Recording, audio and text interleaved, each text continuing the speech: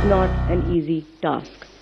In fact, with the opening of the rural market, we've added 100 million viewers weekly. Aaj Tak reaches 100 million viewers weekly. It means great power, but it also means great responsibility. As a channel, we have no friends and no enemies. We are fiercely non-partisan. If we have one loyalty, it's to you, our viewers. It's your verdict as your favorite channel week upon week, which is our guide. And if we have one other guiding principle, it's a simple one given to us by our chairman. He said, don't do anything wrong, and then you have nothing to fear. We follow that diligently. That's why we have the power to bring you news fearlessly, day after day. पर अब देश का agenda wait कर रहा है, and Agenda Aaj Tak is the सबसे तेज way to understand all the issues facing us as our country, from politics to entertainment to sports. मुझे पूरा विश्वास है कि आपको ये एजेंडा आज तक भी बहुत पसंद आएगा. So have a good day. Thank you.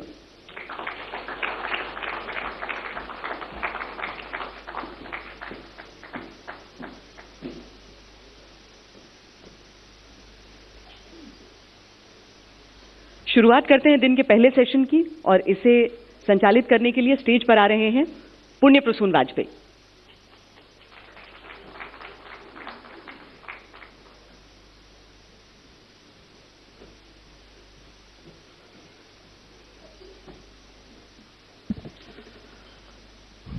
इस देश में विकास की धार जिस लिहाज से चल रही है या चलनी चाहिए, या जो दिखाई दे रहा है या जो दिखनी चाहिए, बहुत सारे सवाल बहुत सारे जहन में होंगे. और इन सब के बीच एक ऐसा शख्स जो अपने मंत्रालय को लेकर देश की रफ्तार को कहीं आगे ले जाना चाहता है, उस शख्स को हम आमंत्रित कर रहे हैं मंच पे. Nitin Gadkari ji, cabinet minister, please आप मंच पे आइए.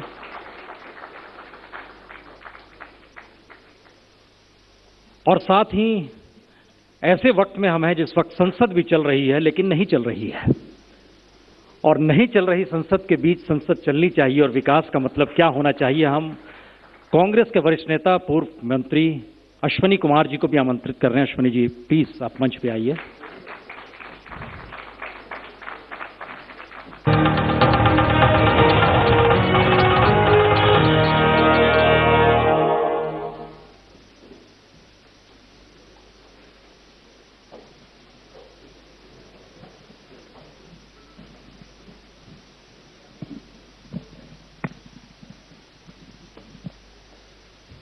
गडकरी जी, आपका बड़ा महत्वपूर्ण कोट है जिसका जिक्र आप बार बार करते रहते हैं इस टिप्पणी के जरिए कि अमेरिका रईस है इसलिए वहां की सड़कें अच्छी नहीं है, बल्कि सड़कें अच्छी हैं इसलिए अमेरिका रईस है. भारत की रईसी क्या सड़कों में ही छिपी हुई है? जब अटल बिहारी वाजपेयी देश के प्रधानमंत्री थे तब मैं महाराष्ट्र में मंत्री था, और उन्होंने मेरी अध्यक्षता में मुझे विलेज कनेक्टिविटी और नेशनल हाईवे की स्कीम बनाने के लिए एक जिम्मेदारी दी थी. तब मेरे साथ रिजर्व बैंक के डिप्टी गवर्नर और नाबार्ड के अध्यक्ष थे, और हमने 6.5 लाख देहात हमारे देश में हैं, और उनको मजबूत रोड से जोड़ने के बाद क्या इम्पैक्ट होगा इसके ऊपर एक रिपोर्ट उपलब्ध है. ये 2002 में उन्होंने कहा था कि हिंदुस्तान की सब गांवों को अगर मजबूत रोड से जोड़ देंगे तो हिंदुस्तान का जीडीपी 1,10,000 करोड़ से बढ़ेगा. इसका कारण यह है कि गांव में जाने के लिए रोड नहीं है, बच्चे स्कूल में नहीं जा सकते, जो दूध है, सब्जियां है, फल है, अनेक गांवों से शहरों तक नहीं आ सकते, और उसके साथ साथ जो अनाज है वो भी नहीं आ सकता. कुछ गांव ऐसे कि जहां 3-3 महीने लड़के बरसात में स्कूल में नहीं जा सकते, और इसलिए अगर रोड कनेक्टिविटी होगी तो गांवों का विकास होगा, और गांवों का विकास होगा तो 1,10,000 करोड़ का जीडीपी बढ़ेगा. अभी सभी हमारे ट्रेड और बिजनेस में 30% कॉस्ट लॉजिस्टिक कॉस्ट है. अगर हमने रोड अच्छे बनाए और ये समय को अगर हमने कम किया, एक्सप्रेस हाईवे बनाए, जैसे मैं आपको उदाहरण के मुंबई से पूना के बीच में अब कोल्हापुर से उस रोड से दूध आता है, तो रात को निकलकर सुबह आकर मुंबई में दूध इसलिए आने लगा क्योंकि एक्सप्रेस हाईवे हुआ. तो ये हाईवे से प्रोग्रेस और डेवलपमेंट होता है, एम्प्लॉयमेंट पोटेंशियल बढ़ता है, जीडीपी बढ़ता है, एग्रीकल्चर ग्रोथ रेट बढ़ता है, पर कैपिटा इनकम बढ़ता है और विशेष रूप से शहरों के साथ साथ एग्रीकल्चर और गांवों का विकास होता है। ये इसके पीछे इसलिए ये बात कही गई। लेकिन सबसे बेहतरीन सड़क मानी जाती है रायसीना हिल्स की है, बेहतरीन सड़क मानी जाती है लुटियंस दिल्ली की है जो ठहरी हुई है।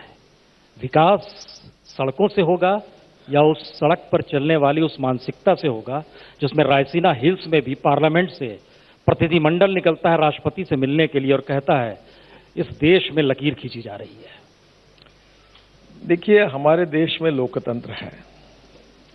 जो विपक्ष में बैठते हैं वो जो करना चाहिए अभी करना है वो करते रहते हैं। भाषा बदल जाती है, ये दुर्भाग्य से ग्राउंड रियलिटी है।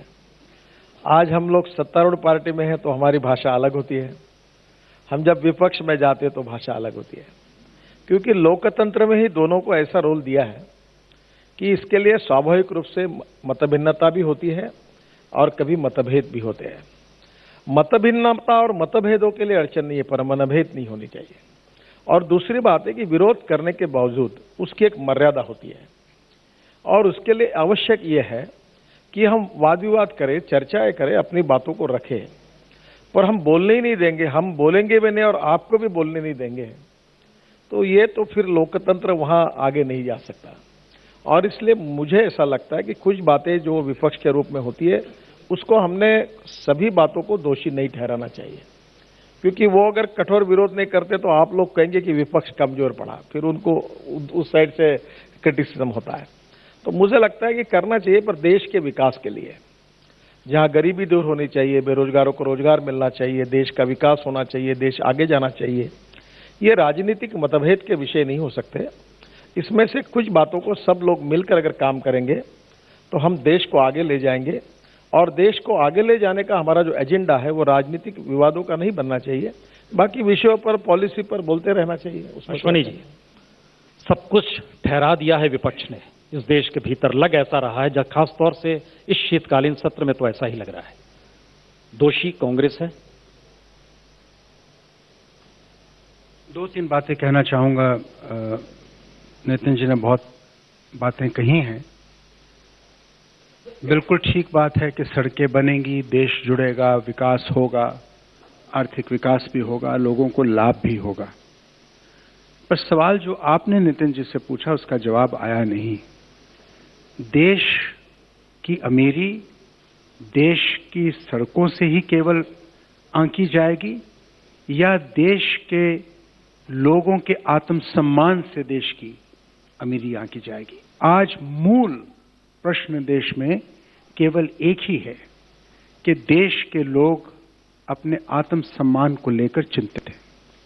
आज आपने देश की उदारवादी परंपराओं का हनन होते देखा है।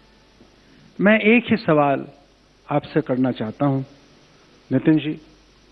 आपने नारा दिया था सबका साथ सबका विकास। उस नारे पर आपको 31% वोट मिला और आपने 56 इंच की छाती और सीने की बात कर डाली। आज मैं आपसे जानना चाहता हूं, बिहार के बाद, रतलाम के बाद, गुजरात के बाद भी, क्या आप ये महसूस नहीं कर रहे कि जिन लोगों ने आपका समर्थन किया था आज अपने आप को वो भयभीत समझ रहे हैं आपकी सरकार की नीतियों के चलते? एक बात मैं जोर दे के कहना चाहता हूं और हमेशा कहता आया हूं, और आज भी इतने बड़े मंच पर आपने मुझे ये बात कहने का मौका दिया, मैं आपका शुक्रगुजार हूं इंडिया टुडे का। देखिए, किसी ने बहुत बड़ी बात कही, जब इश्क सिखाता है आदाब खुद आगाही, अल्लामा इकबाल का शेर है।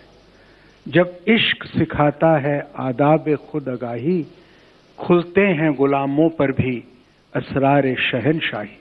इसका मतलब ये है कि जब इंसान अपने सम्मान में अपने आप को बड़ा मानने लगता है तो गुलाम भी अपने आप को राजा की तरह समझता है। आपने इस देश के लोगों के उदारवादी एहसास पर जो घात पहुंचाई है, उससे देश गरीब हुआ है, देश उससे विचलित हुआ है।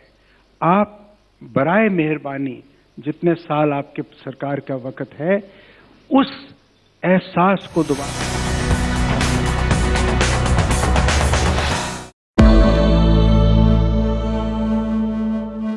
All right, we are getting in breaking news right now. Those were the headlines, but let's just get you news about the Salman Khan verdict. A verdict is expected anytime soon now, and it seems to... So, guys, do you know why he's Kukkar Kamalda?